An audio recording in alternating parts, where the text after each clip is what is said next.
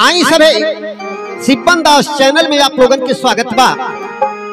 आज हमारे बैराग भजन के माध्यम से आप लोगन के बहुत ही ज्ञानवर्धक, रोचक और मनोरंजक कथा मिलता।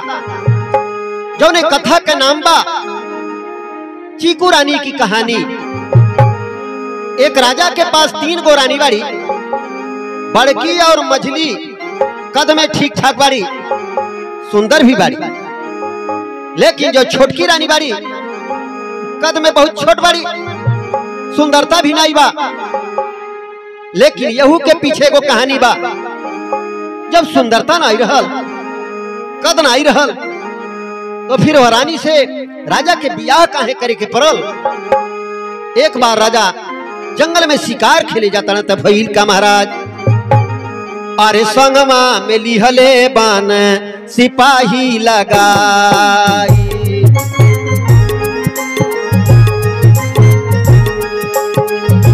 सिपाही लगाई हो, सिपाही लगाई, संगमा में लिहले बान सिपाही लगाई।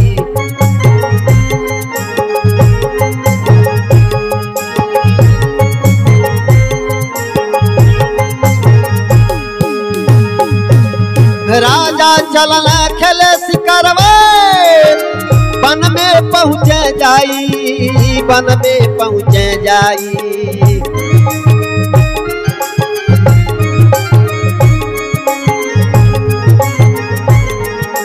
अरे एक शेर के पीछा कैले,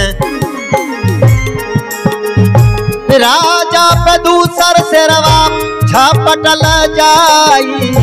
सांगवा में लिहले बान सिपाही लगाई।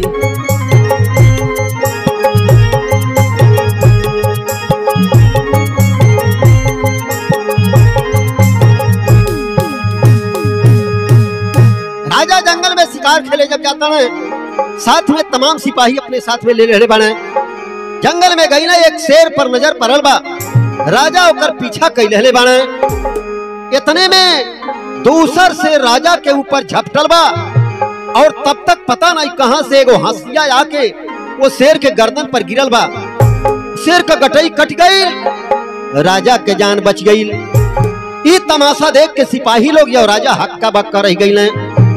राजा अपने मनवा में सोचे लगले, महाराज अरे हंसिया कवारे रामा, अरे कहाँ से भाई हो,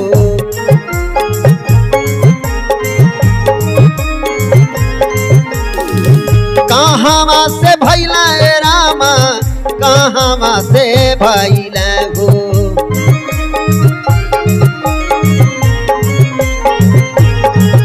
किया हो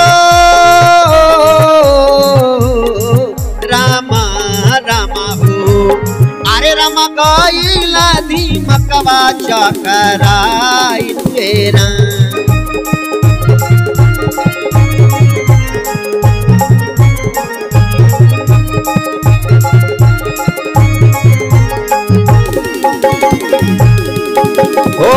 घोड़ा बाबा देखा रामा जुआ, करी नमा जुआ, करी नमा हो।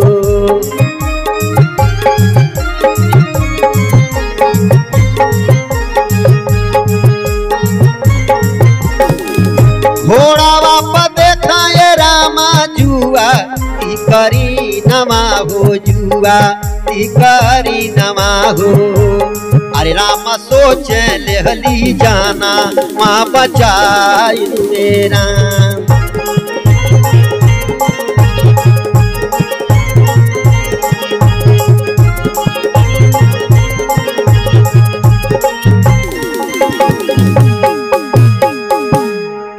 शेर के ऊपर जब हंसिया आके गिरल बा, शेर मर गई, राजा बच गई ना। सिपाही और राजा हक्का बक्का हो गई ना। अरे बाप रे बाप, कहां से हंसिया आके गिरल, शेर मर गई। नहीं तो आज राजा का जान नहीं बचल हो। इतने में राजा साहब देखा था ना कि घोड़ा पर सवार और एक जो जवान लड़की आके वहां पहुंच जातिया।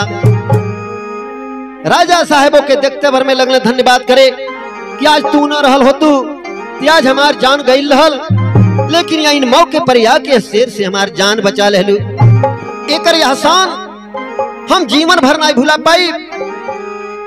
आज हमार जान बचा के हमारे ऊपर और हमारे प्रजा के ऊपर बहुत बड़ा एहसान कैले बाड़ू। हमार विचार बा कुछ हमसे मांग ला, आज हम तोहके कुछ दे दे। उ लड़की बोलत या हे राजा साहेब, जौन भी बात करे बा हमसे आपसे पहले यहाँ से सिपाही लोगन के दूर हटा दे जा, ताकि हमारे और आपके बीच में जौन बात हो दूसर केहू न जाने पावे।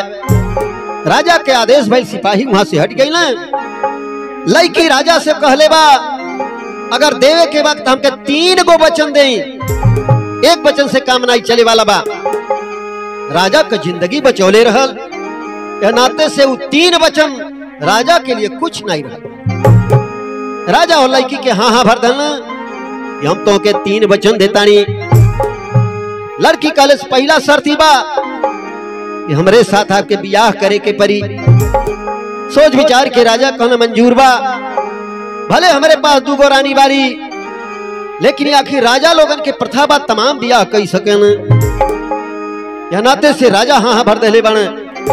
लड़की कहलस दूसरा शर्ती बा, हमार नाम है चीकू, और चीकू हमार नाम काहे खातिर पड़ल बा, हमें चीकू बहुत पसंद बा, हम चीकू खाईला। या नाते आपके अपने राज में हमारे खातिर एगो चीकू का बगीचा लगावे के परी। राजा कहना इहो हमें मंजूर बा। तीसरा बात लड़की कहले बा, हमारे परिवार के विषय में आप जिंदगी में कब्बो पूछ नहीं सकल जाला। राजा के बड़ा गुस्सा आइल, लेकिन कहना चला भाई कोनो बात नहीं बा, तोरे परिवार के विषय में हम कब्बो नहीं पूछब। बियाह तय हो गई, सिपाही के आदेश लागल, वही जंगल में सारा व्यवस्था हो गई, और वो चीकू रानी के बियाह राजा के साथ हो गई। चीकू रानी जाके जब महल में पहुंचल बारी, मझिलकी और बड़की रानी जब देखली कहली बाप रे बाप, अरे राजा कोनो लड़ाई में गईल नहीं रहना कि वहां के जीत के अल्ले के चली आइल बने। राजा जंगल में शिकार खेले गईल रहने, और जंगल में कोनो भिखारिन के साथ में ले आइल बने। एकर कद भी कोनो ठीक ठाक नहीं बा, एकर रूप रंग भी कोनो ठीक ठाक नहीं बा। आखिर राजा मोहइले काहे से बियाह काहे कैल रहने। अरे अपने मन में गदगद होता रही, एक ये ठीक बा कि कम से कम अगर सुंदर तो हो सकल एकरे सामने हमन के भाव कम हो जात। राजा हमन के भाव नहीं कम करिए। राजा और चीकू रानी के ले गए बने, अपने बड़की रानी और मझिलकी रानी के पैर छुओले बने। वहां से ले गए बने जहां उनके दादा माई का कमरा रहल। दादा माई के कमरा में दादा माई का फोटो टांगल रहल। वहां ले गए बने चीकू रानी का गोड़ धरावे। लेकिन जब चीकू रानी जाय के सास ससुर का गोड़ धरा ताड़ी, वही समय में फैल का महाराज, आरे सास ससुर के चीकू आरे छुआली चरानिया।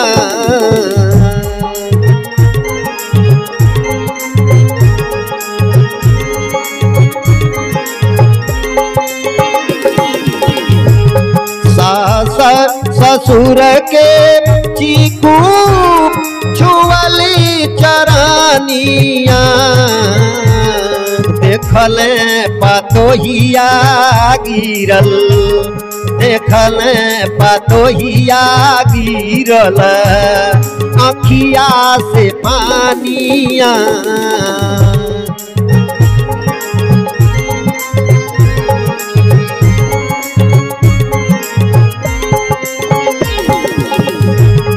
देखले पतोहिया गिरल, आँखिया से पानिया, कहे चीकू जल्दी दूर होई परेशानिया।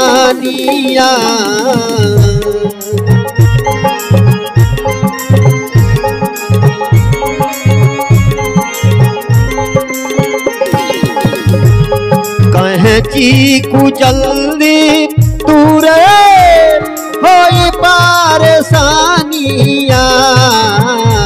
राजा ठकुआइले मुँह से आवे ना बचनिया।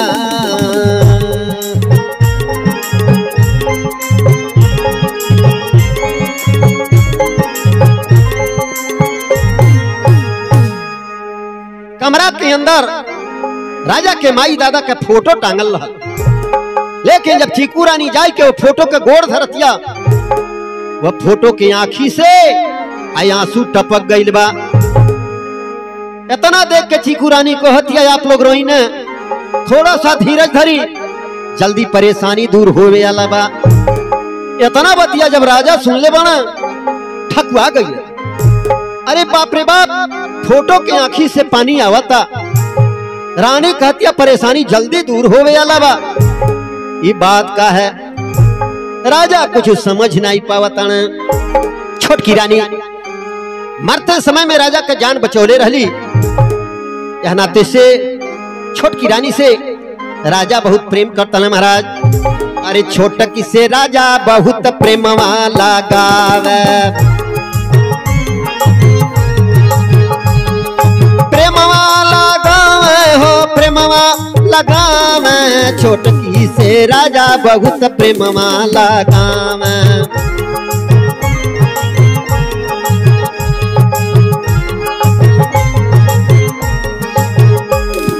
कहीं कौन बात रहे छोटकी लग पहुँचे, वहीं कौन बात रहे छोटकी लग पहुँचे।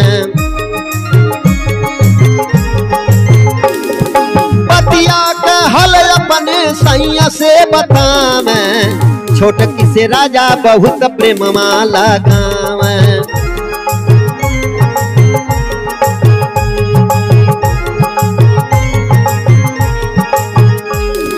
बड़की मझिल की जरेली छोटकी से, जरेली छोटकी से।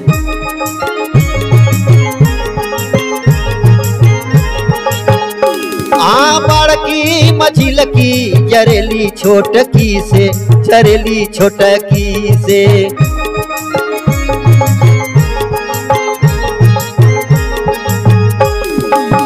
हमारे बलमुआ के हमसे छोड़ावे, छोटकी से राजा बहुत प्रेम वाला गावे।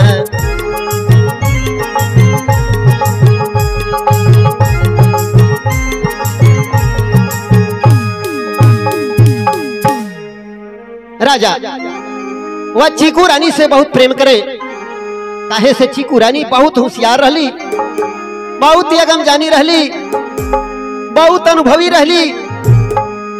कहीं अगर कोनो मामला फंस जाए राजनीतिक कार्य में, तो राजा आके वही छोटकी रानी से बतियावे। छोटकी रानी ओकर हल निकाल के राजा के समझा दे, ये काम यह तरह से कही जाई तो आपके लिए ठीक परी। धीरे धीरे छोटकी रानी के और राजा का लगाव देख के बड़की और मझिल की लगली एकदम जरे है छोटकी से। ये तरह से धीरे धीरे समय बीतल जात रहल। लेकिन एक दिन एगो घटना होता महाराज। छोटकी के कमरा में राजा सजिया दिहल लगाई, सजिया दिहल लगाई।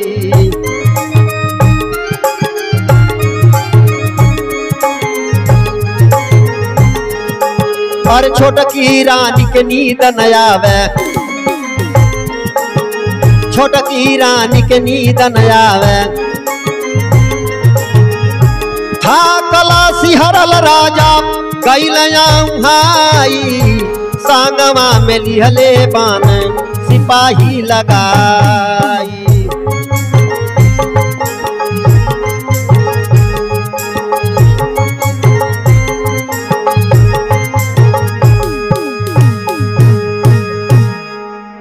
एक दिन राजा छोटकी रानी के महल में अपनी आसन लगा देना।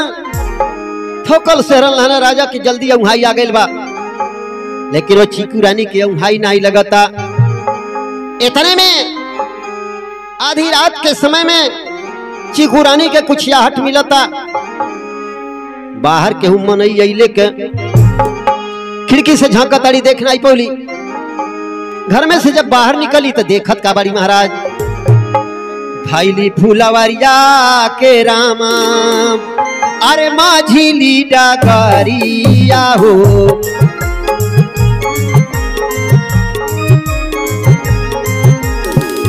माझिली डगरिया ए रामा माझिली डगरिया हो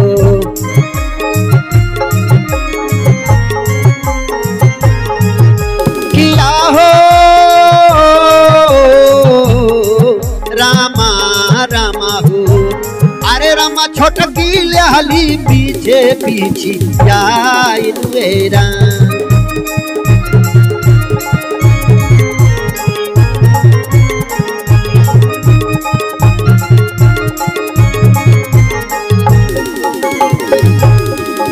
वहाँ जाके करे हो सेनापति से मिलनिया मिलनिया पाती से मिलनिया हो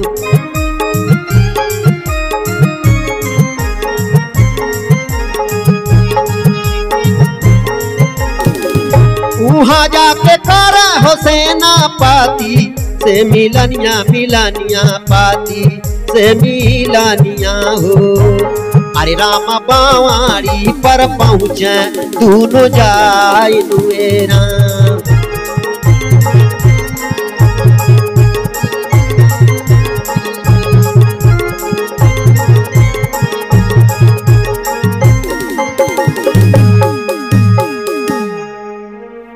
चीकू रानी के नींद नहीं आवत रहल इतने में जब याहट मिलल कि बाहर केहू मन नहीं जाता खिड़की के रास्ते से जब नाई देख पोले बाड़ी और जब घर के बाहर आईली तो देखो तड़ी मझिलकी रानी फुलवारी के तरफ जाताड़ी छोटकी रानी सोचतिया आखिर आधी रात के समय में ये मझली रानी फुलवारी के तरफ जात काहे बाड़ी एकर पता लगावे के चाही और धीरे धीरे छोटकी रानी और मझिलकी का पीछा कई ले बाड़ी फुलवारी में जब गई बाड़ी आ वहां सेनापति पहले से मौजूद रहल मझली रानी जाई के सेनापति के गले लग गई बाड़ी बहुत देर तक गले मिलने के बाद बगल में को बावड़ी रहल सेनापति और मझली रानी दोनों बावड़ी के तरफ जाते हैं चीकू रानी छिपे छिपा के और पीछे पीछे लागल बाड़ी ये लोग गौरत का बने महाराज सेनापति और मझली रानी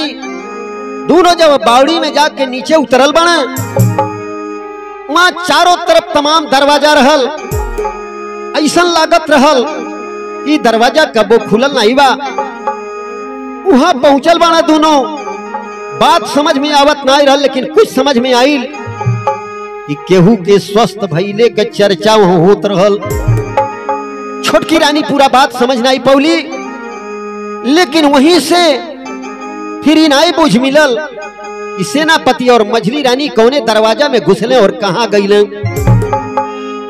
चीकू रानी वहां से घूम के आइल बाड़ी देखा तारी राजा बेखबर सुतल बने मना में सोचा तारी यह बाती के राजा से बता देहल जरूरी बा लेकिन जब तक कोनो बाती के ठोस साबूत न मिले तब तक फिर राजा से कुछ कहल को बेकार बा अरे कैसे अरे बताइए रामा राजा जी से हो बातिया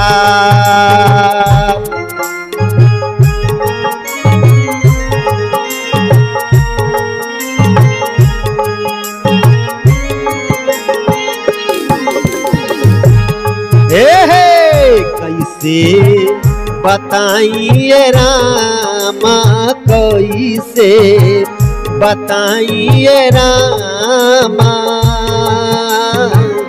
राजा जी से हो बातिया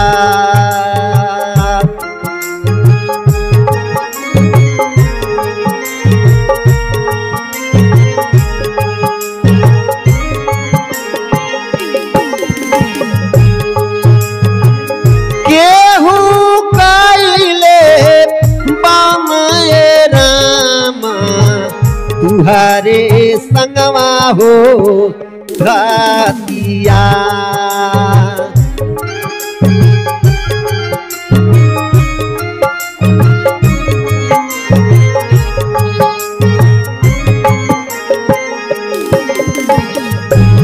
ए सैया के बुझाइले रामा सैया के बुझाइले रामा माई के भैले मऊतिया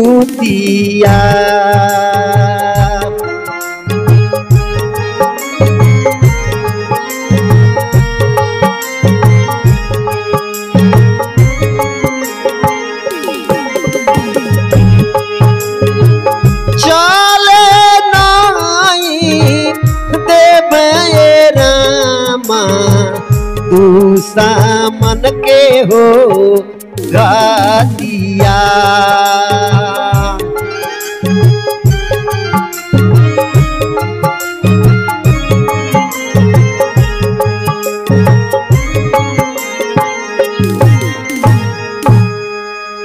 रानी अपने मना में सोचतिया हमारे सैया के मालूम बा हमार माई मर गई, लेकिन नहीं हो नहीं मालूम बा कि हमार माई अभी जिंदा बा।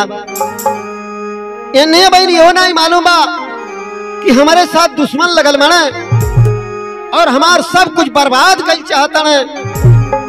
ये कौनो बात हमारे सैया के मालूम नहीं बा, लेकिन कौनो बात नहीं बा, हम यहाँ आ गए बानी। दुश्मन के कौनो चाल हम कामयाब होवे नहीं दे।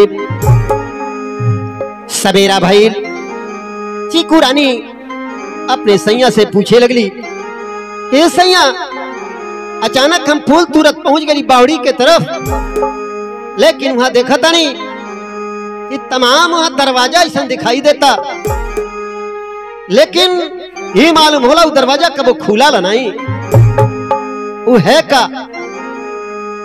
राजा चीकू रानी से समझावता ना, हे रानी हमारे पूर्वज लोग ओके बनवा देले रहने, ऐसा ढंग से बनवा देले बना कि बाहर से अगर कोनो राजा आक्रमण कर देत बा तो घर के नारी लोग वही में जाके छिप जाए। आओ हमन से ऐसा अंदर अंदर सुरंग बनल बा कि बाहर जंगल में जाए के ऐसा गुप्त जगह होकर फाटक निकले कि केहू जान न पावे। चीकू रानी अपने सैया से पूछे लगली, कहे कैसे बाबूजी के भैले मरनावा, भैला मरनवा हो भैला मरनवा, कहे कैसे बाबूजी के भैले मरनवा।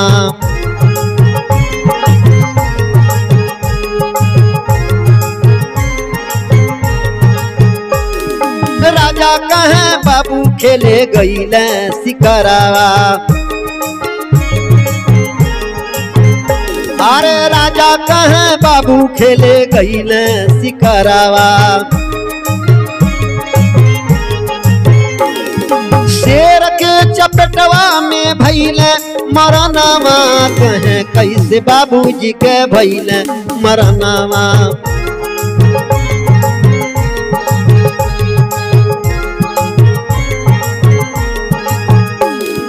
चेहरा बिथरी गईल कपड़ा चिन्हाइल,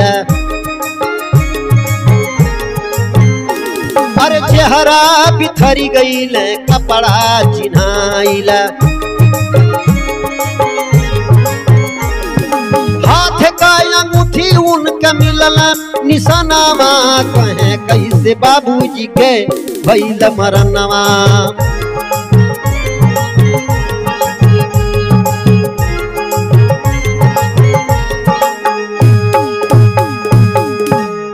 चीकू रानी लगली पूछे, हे सैया बाबूजी का कैसे मरण भइल रहल। राजा लगना बतावे, एक बार बाबूजी हमार शिकार खेले गई वहां सेना के साथ छूट गई। सेना रात भर वहीं ठहर गई।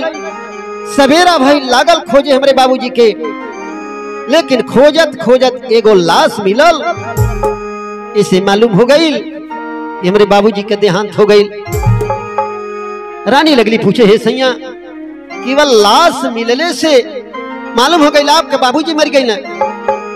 राजा कहना ना, लाश मिलने से नहीं, वो शरीर पर जितना कपड़ा रहल वो सब हमारे बाबूजी के रहल, और अंगुली में जौन अंगूठी रहल वो हमरे राजघराने के अंगूठी रहल। ऐसे मालूम हो गई हमरे बाबूजी के देहांत हो गई। चीकू रानी अपने मनवा में सोचे लगल, जब चेहरा के शनाख्त नाई भइल बा, केवल कपड़ा से और अंगूठी से पहचान होत बा, तो दूसरे के लाश में भी कपड़ा पहिरा के और अंगूठी पहिरा सकल जाला। चीकू रानी के दिमाग में बात को सही बैठत नहीं बा। एक बार रानी अपने राजा से पूछे लगल, माता जी के कैसे मरण भइल रहल। लेकिन राजा अपने चीकू रानी से कहले का महाराज, पूजा करे कैली माई देवी के मंदिरावा हो,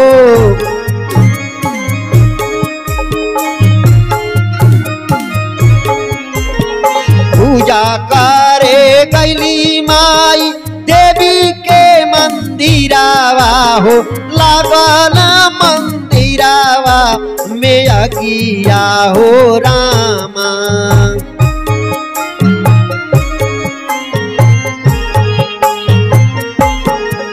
अरे लागल मंदिरावा में अगिया हो रामा।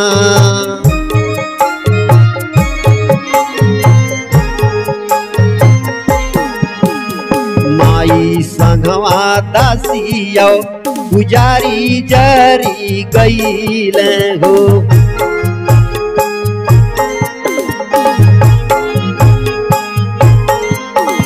माई संगवा दासिया पुजारी जरी गईल हो, भैलिया केला जरी गईल हमरो भगिया।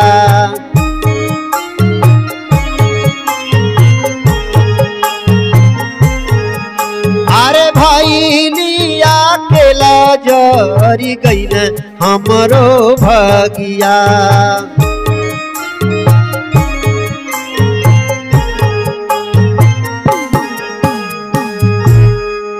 राजा अपनी रानी से बतावे लगले, एक बार माई हमार मंदिर में पूजा करे गईली।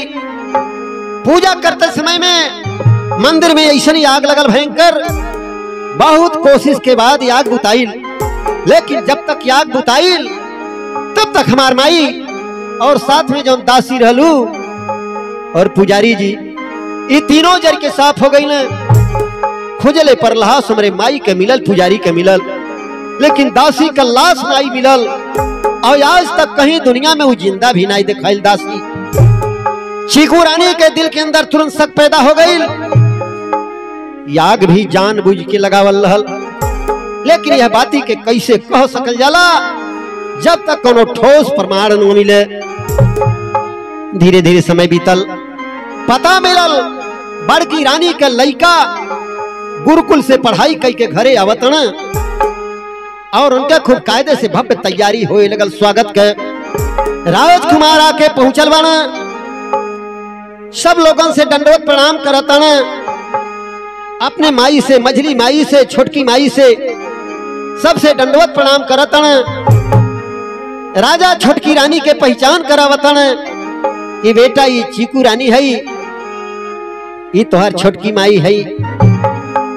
एकरे बाद तब तक मझली रानी के जो दासी रहल वो डलरी में फूल लहले जाके पहुंचलिया बड़की रानी के पास। रानी साहेब फूल आ गइल बा।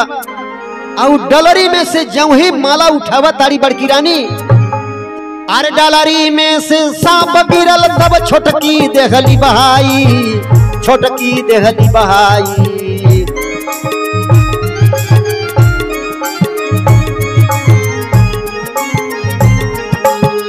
बड़की रानी रीढ़ी हो गईली, कहे मोरे बबुआ के लेहलू बचाई, सांगवा में लेहले बान सिपाही लगाई।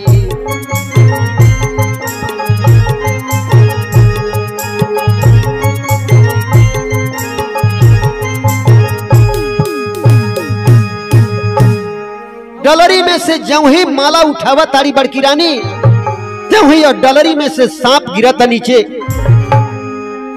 ये बतिया देख के जो छोटकी रानी रहली और तुरंत झट से अपने हाथे से सपवा उठा के और दूर फेंक देले बाड़ी। बड़की रानी जब ये बतिया देखली कहली अरे बाप रे बाप, आज तो हमारे लड़का के जान गईले रहल, लेकिन छोटकी रानी अपने जान के परवाह न करके सांप उठा के दूर बहा देली, हमरे लड़का के जिंदगी बचा लेली। बड़की रानी लगली छोटकी का धन्यवाद देवे, बहनी आज तू न रहल होती तो हमार लड़का जान लगाए रहल। छोटकी रानी कहती दीदी तनिको चिंता न कइल जा, अरे आपका लड़का नहीं हमारो तो लड़का हो। महतारी के सामने और लड़का का कैसे कोनो दुर्घटना हो पाई। चीकू रानी अपने मनवा में लगल सोचे कि फूल के अंदर डलरी में सांप, इहो सोचे वाली बात बा, एहमे भी कुछ जाल दिखाई देता। राजा के बड़का लड़का आ गइल बाने। चीकू रानी सोचतिया राजा साहब लड़का पा गइल बाने, दिन भर लड़का में भुलाइल नहीं है। मौका मिलते यही समय पर जाती तनी अपने माई दादा से भेंट कई। चीकू रानी राजा साहब से कहले बा महाराज अगर ये आपके आदेश हो तो हम जाती तनी अपने माई दादा से भेंट कई। राजा कहला हे रानी ये बतिया तो आज तक तू हमें बतैबे नहीं कैलू कि कहाँ तोहर माई दादा बना, के तोहर माई दादा है। चीकू रानी कहली हे सैया वो समय का बात याद कइल जा, हम कहले रहली हमरे परिवार के विषय में आपके कुछ पूछे के नहीं बा। राजा मजबूर हो गई न, कहना ठीक बा भाई नहीं पूछब। रानी कहली समय अइले पर अपने आप आपके मालूम हो जाई हमारे परिवार के विषय में। राजा कहना ठीक बा जा अपने माई दादा से भेंट कइवा, लेकिन शाम तक आ जाइबू न। चीकू रानी कहली हाँ भेंट कई के हम शाम तक आ जाब। चीकू रानी वहां से चल दिली अपने माई दादा से भेंट करे, लेकिन वो जइहा कहा उनका माई दादा कहाँ रहले महाराज। आरे बिया बनवा में रहले, अरे भीला के नगरिया हो,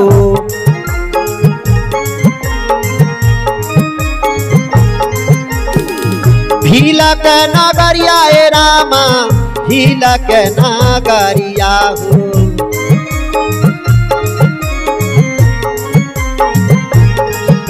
किया हो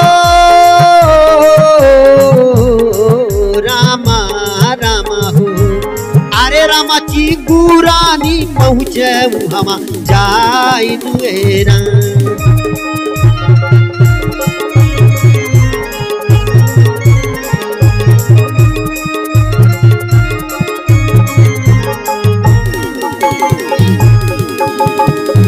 पिताजी से पूछे हो राजा माता जी के हालिया हो, राजी के हालिया हो।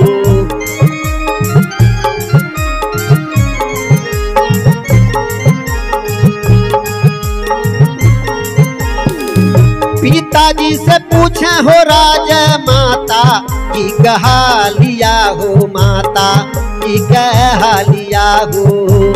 अरे रामा दिहल खुशा खाबा री सुनाई दुए राम।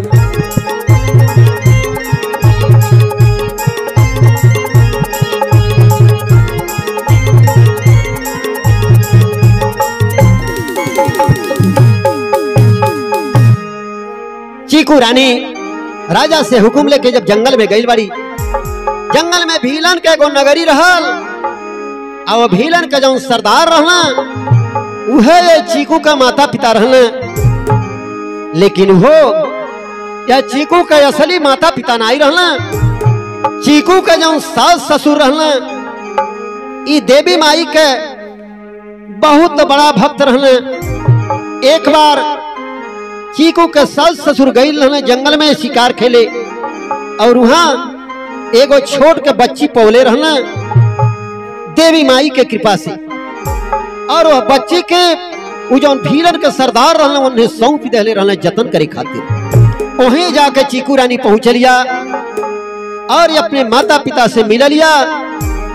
जौन राजमाता रहली यानी यह राजा साहब के माता जी जे के राजा साहब जाना था हमार माई मर गई लिया, वह माई का हाल चाल जब चीकू रानी पूछती अपने माई दादा से, लोग बतावे लगने कि हाल चाल में अब सुधार बा, अब धीरे धीरे कुछ बोला ताड़ी, कुछ खाद पिया ताड़ी, हालत में सुधार आवता। एक बाती का दिक्कत बा कि वैद्य जी बतौले बना उन्हें चीकू खाए के, और चीकू का फल बराबर हम दे नहीं पाइला। चीकू रानी कहली पिताजी तनिको चिंता न करा, और हम वहां राजा साहब की यहाँ चीकू के बगीचा लगवा देले बानी, जौने से ये खैले पियले के दुख न हो पावे। एकरे बाद गई बाड़ी राजमाता के पास, उन्हें दंडवत प्रणाम कैली। राजमाता बोल नहीं पौली, उठ नहीं पौली, लेकिन हाथे से इशारा कई के आशीर्वाद देली। चीकू रानी पूछली माता कुछ हालत में सुधार बा? इशारा से कहली हाँ सुधार बा। बोली तनिको भर चिंता न कल जा, अब जल्दी आपके अपने राजमहल में जाए के बा। यार धीरे धीरे समय हो जात बा, शाम तक हमें अपने राजमहल में पहुंचे के बा। राजमाता से विदा लेके चीकू रानी जाए के अपने राजा साहब के पास पहुंचल बाड़ी। गुरुकुल से पढ़ाई कई के लड़का घरे आइल बा। राजा साहब के यहाँ जश्न का तैयारी होत बा। राजकुमार घरे आइल बाड़ा, फिर जश्न काहे न हो। गान बजान जहां तक जकरे पार लगत जौन हुनर बा तौन लोग दिखौले के तैयारी में लागल बा। रात हो गई बा, नाटक के रंग मंच लग गई बा। लोग यापन यापन गुण कलाकारी दिखावत, नाच गाना बजाना सब कुछ होत बा। पूरा समाज कायदे से बैठ के देखत बा, आनंद लेत बा। राज दरबार का पूरा परिवार वहां बैठ के देखत बा। लेकिन धीरे धीरे वही घटना होती है महाराज। बेटवा आइल घरमा हो खेला जसना माना,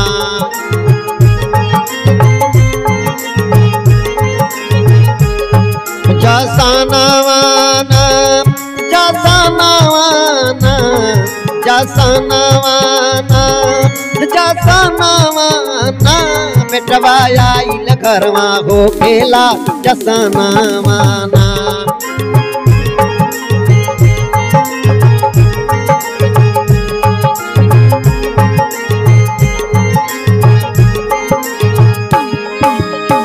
माझिली के संगवा में दासी उठी गईली,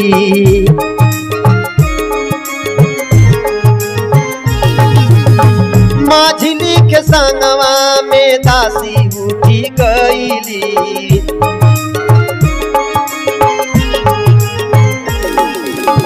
सेनापति गईला भवाना माना, और सेनापति गईला भवाना माना। बेटवा आइल घरमा हो खेला जसना माना।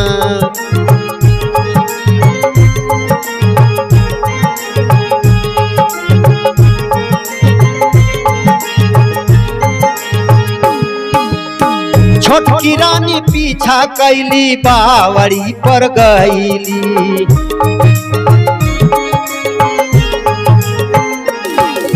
छोटकी रानी पीछा कैली बावड़ी पर गईली।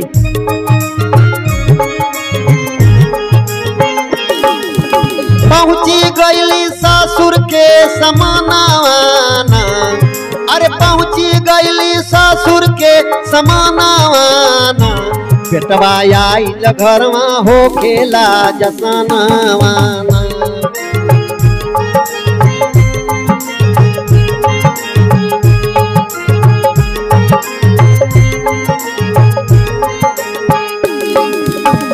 बाबूजी के दिहली रंग मंच पहुंचाई।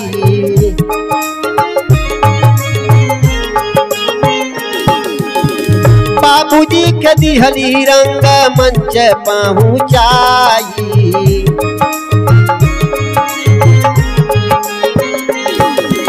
सेनापति बतावा सब कराना, और सेनापति बतावा सब कराना। बेटवा आइल घरमा हो खेला जसना माना।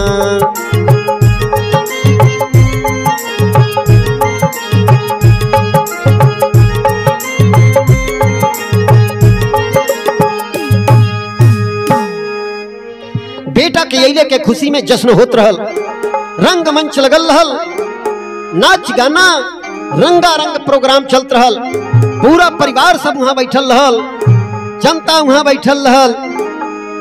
यार जब आधी रात के समय भइल बा तो मझली रानी धीरे से वहां से उठ के चल दे ताड़ी, बोली हमार तबीयत खराब बा। उनके पीछे धीरे से उनकर दासी भी चल देतिया। एकरे बाद धीरे से सेनापति भी उठ के वहां से चल देता ने। चीकू रानी सबके ऊपर नजर रखत रहल के काव करता के काव करता। ई लोग जब वहां से चल देले बा तो चीकू रानी भी वहां से चल देले बा। यह लोगन का पीछा करत कर तो बावड़ी पर पहुंचलिया, लेकिन बावड़ी पर अंधेरा रहले के नाते साफ दिखाई नहीं दलस। ई लोग कौने दरवाजे से घुसले कहां गई। चीकू रानी जाके पहुंचलिया, देखत या एगो दरवाजा, लेकिन वहां दीवाल पर एगो कुआं के तरह चिन्ह बनल रहल। वो गोला चिन्ह के जब देखले बा अपने अंदाज से और धीरे धीरे लागल एक तरफ घुमावे, दरवाजा अपने आप धीरे धीरे खुले लागल। दरवाजा खुल गई, चीकू रानी अंदर गई। अंदर सीढ़ी धई के नीचे उतरे के बा आ वहां बा एको गोलाकार चिन्ह देखले बा। ओके जब घुमावत या धीरे धीरे दरवाजा बंद हो गई। जाते जाते वह जगह पर जाके पहुंचलिया जहां ओकर ससुर यानी राजा साहब का पिताजी कैद रहले। शरीर एकदम दुबला पतला हो गई रहल। ई मालूम होत रहल शरीर में जान नहीं रह गई बा। जब राजा साहब आहट पौले बना तो बड़े जोर से चिल्लाई ना, अरे बाप रे बाप, काहे तू लोग हमके मार नहीं देता रा, काहे खातिर हमके जिंदा रख ले बड़ा, ऐसे बढ़िया बा हमके मार दे। चीकू रानी गई लिया, बोल लिया राजा साहेब। राजा साहेब चिल्ला पड़ले, कौन राजा साहेब, हमार जिंदगी एकदम कुत्ता से बेहतर हो गई बा। अब यहाँ से गईलू है, फिर यहाँ का करे खातिर आ गईलू, हमें जान से काहे नहीं मार देता रू। चीकू रानी समझ गई हर बात। कली से पिताजी जे के आप समझत हैं हमू नहीं होई, हम आपका छोटकी बहू हई और आपके अब यहाँ नहीं रहे के बा। अब आप यहाँ से चल जा अपने राजमहल में, हम आपके लेवे खातिर आइल बाड़ी। धीरे धीरे अपने कंधे का सहारा दे के चीकू रानी वह राजा साहब के वहां से निकाल के ले आई लिया और ले जाए के रंग मंच पर पहुंचा दे ले बा। राजा बोलल माने चीकू रानी से, हे रानी ये का नादानी है, चलते प्रोग्राम में क्या हुआ अजनबी पुरनिया के लिया के यहाँ मंच पर काहे खातिर खड़ा कर देले बाड़ू। चीकू रानी बोल लिया, महाराज पहचान कर जा है के। राजा धीरे धीरे पहचान करत करत उन्हें मालूम हो गई कि हमारे पिताजी हो। तुरंत घोड़े पर भारा फरल बारा, सीना से लगा ले बारा। हे रानी ये कैसे का हो गई, कहां से लावा ताड़ू। हर जब राजा साहब के मंच पर देखत बात सेनापति उठ के वहां से भागल चाहता। चीकू रानी उन्हों के ऊपर नजर रखले रहली। अली सेनापति जी तू कहां सरकत हवा, यहाँ आवा। अबे करे आगे का कहानी तो के बतावे के बा। चीकू रानी बोल जा, महाराज सेनापति के जल्दी से पकड़वावल जा। सिपाही लग गई ना, सेनापति के तुरंत पकड़ के लाइल बना मंच पर। राजा कहला, सेनापति एमे का बात बा बतावा। आना आई था तुरंत बतवार सर कलम हो जाई। सेनापति मजबूर हो गई बाना, उन्हें बतावे के परल कि हे महाराज गलती हमार क्षमा कइल जा। हम और मझली रानी के जो दासी बा ये दोनों आपस में प्रेम करते हली। हमन के दोनों मिलन के इच्छा रहल यह राज के अपने हाथ में लेहल जाई और कब्जा करके राज कइल जाई। लेकिन ये करे खातिर सबसे पहले आपके पूरे खानदान के मिटावे के रहल। सबसे पहले प्लान बनौली आपके पिताजी के मारे खातिर शिकार खेले के ले गईले के बहाना उन्हें किडनैप कर दली। राजा कहना लेकिन जो लाश मिलल है कहे वो एक सिपाही रहल जौन एक शरीर राजा साहब से मिलता जुलता रहा। ओकर चेहरा एकदम बिगड़ा के और राजा का पोशाक पहिरा के राजघराने वाली अंगूठी जो राजा साहब करल के पहिरा के वहां सुता दली। जौने से साबित हो गई कि राजा साहब मर गई। राजा कहला फिर काहे खातिर हमरे पिताजी के जिंदा रखले रहला। सेनापति बोलल बा आपके राजघराने के जौन खुफिया खजाने का नक्शा रहल ओकर जानकारी केवल आपके पिताजी के रहल और हमके ओकर जरूरी रहल वो खजाना का नक्शा हासिल कइल। यह नाते से ई राजा साहब के हम जिंदा रखले रहली हर तरह से ताड़ना दे के वो नक्शा के हम अपने कब्जा में कइल चाहतानी। एकरे बाद आई गई आपके माताजी का नंबर और उन्हें मंदिर में पूजा कैले के समय में मंदिर में याग लगवा दहली जौने से आपके माता भी रास्ते से हट जाएं। चीकू रानी काली महाराज करे आगे का कहानी अब हम बतावतानी। राजमाता के पास जवन दासी रहली जब लोग मंदिर में पूजा करे गईली वहां दासी राजमाता से धीरे से बता दहली हे राजमाता आपके जान के खतरा बा आपके जान के ऊपर हमला बा या नाते हमार कपड़ा पहन के आप पीछे के रास्ते से निकल जाई बाहर और आपका कपड़ा पहन के हम यहाँ रह जाओ जौने से सबके मालूम हो जाई कि रानी मर गईली। ए तरह से राजमाता निकल के जंगल में गईली बहुत दिन तक भूखल प्यासल रहली। अंत में हमारे पिता माता मिल गई न और राजमाता वही बाड़ी। सेनापति बोलल बा मझली रानी के जौन दासी रहल ओसे हमसे प्रेम रहल। हमेशा मझली रानी के और नींद के दवा दे के उदासी मझली रानी का कपड़ा पहन के यहाँ से निकल जात रहल। जौन भी काम करे के रहल हमन के दोनों आपस में मिल के कर लेत रहनी। जब तक रानी का नींद टूटे तब तक दासी वापस आ जात रहल। एकरे बाद आयल राजकुमार का पारी हमारे समझ में आई जैसे बढ़िया मौका नहीं मिली। फूल के डलरी में सांप रख के दासी के द्वारा भेजवावे वाला हम रहली ताकि सांप के द्वारा राजकुमार के मौत हो जाई लेकिन वो हमें भी असफल हो गईली। ये सब बतिया जब राजा जान पौले बने तुरंत वह दासी के और सेनापति के ये दोनों के काल कोठरी में डाल दहले बने और अपने माताजी के वहां से बुलवा लहले बने। माता पिता से मिलना राजा खुशियां रहे मनाई खुशियां रहे मनाई।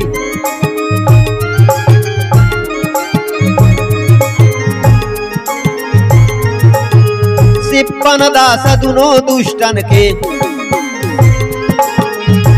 काल कोठरी में दिहल बंद करवाई सांगवा में लिहले बान सिपाही लगाई।